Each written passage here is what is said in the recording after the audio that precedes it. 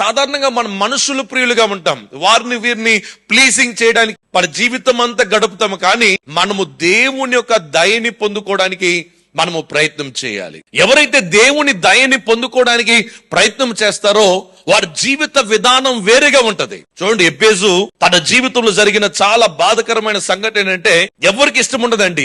చిన్నప్పటి నుంచి కూడా తన ఎబ్బేజు అని పిలుస్తుంటే చాలా బాధతో వేదనతో పుట్టాను అని చెప్పి వాళ్ళ కుటుంబస్తులందరూ కూడా బాధపడుతున్నారు. తన తల్లి బాధపడింది. ఎబ్బేజు పుట్టకపోతే బాగునని చెప్పి వీడు ఒక వేదన, వీడు ఒక దుఃఖం అని చెప్తున్నప్పుడు అందరూ ఆ పేరు పిలుస్తుంటే ఎబ్బేజుకి తట్టుకోలేకపోయాడు.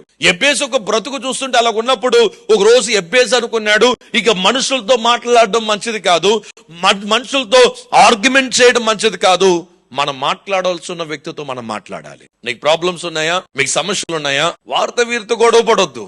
వెళ్ళి దేవుని మహిమను తాకడానికి ప్రయత్నం చేయి.